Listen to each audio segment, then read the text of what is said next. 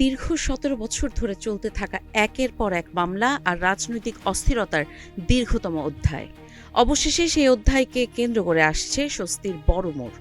১০০৬টি রাজনৈতিক হয়রানিমূলক মামলা প্রত্যাহারের অনুমোদন দেওয়া হয়েছে এবং এই ঘোষণা দিয়েছেন স্বরাষ্ট্রমন্ত্রী সালাহউদ্দিন আহমদ। রোববার ২৩ ফেব্রুয়ারি স্বরাষ্ট্র মন্ত্রণালয়ের জনসংযোগ কর্মকর্তা পরিচালক ফয়সাল হাসান স্বাক্ষরিত এক খুদে বার্তায় এ তথ্য জানানো হয়েছে। তিনি বলেন, বিগত সরকারের ১৭ বছরের সময় বিরোধী দলের নেতাকর্মীদের বিরুদ্ধে দায়ের করা এসব মামলা ছিল রাজনৈতিক উদ্দেশ্য প্রণোদিত এবং এই মামলাগুলো ব্যবহার করা হয়েছিল হয়রানি আর ভিন্নমত দমনের হাতিয়ার হিসেবে।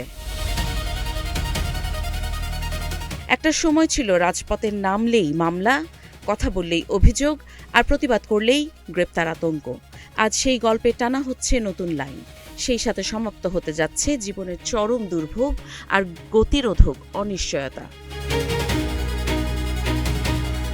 এর আগে ৮ ফেব্রুয়ারি আইন মন্ত্রণালয় জানিয়েছিল, জুলাই গণ অভ্যুত্থানে ক্ষমতাচ্যুত আওয়ামী লীগ সরকারের আমলে করা রাজনৈতিক হয়রানিমূলক মামলার মধ্যে ২৩,৮৬৫টি মামলা প্রত্যাহারের সুপারিশ করেছে অন্তর্বর্তী সরকার।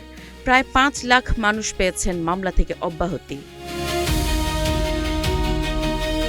একটি মামলা, এর অর্থ কেবল কাগজে লেখা অভিযোগ নয়, বরং এর সঙ্গে জড়িয়ে থাকে পরিবার, তাদের ভবিষ্যৎ আর ঘুমহীন অনিশ্চিত রাতের মহাকাব্য। এখন প্রশ্ন উঠছে, এটা কি সত্যি রাজনৈতিক সংস্কৃতির পরিবর্তনের শুরু, নাকি নতুন সমীকরণের ইঙ্গিত? মামলা প্রত্যাহার নিঃসন্দেহে স্বস্তির বার্তা। দীর্ঘ ১৭ বছরের অভিযোগ আর প্রতিহিংসার গল্পের ভেতর দিয়ে যারা হেঁটেছেন, তাদের জন্য এই সিদ্ধান্ত বড় রকমের স্বস্তির কারণ হতে যাচ্ছে বলে মনে করছেন সংশ্লিষ্টরা। জনমনে এখন প্রশ্ন একটাই, বাংলাদেশের রাজনীতিতে কি তবে নতুন অধ্যায় শুরু হলো, নাকি সামনে আসছে আরও বড় কোনো পরিবর্তন?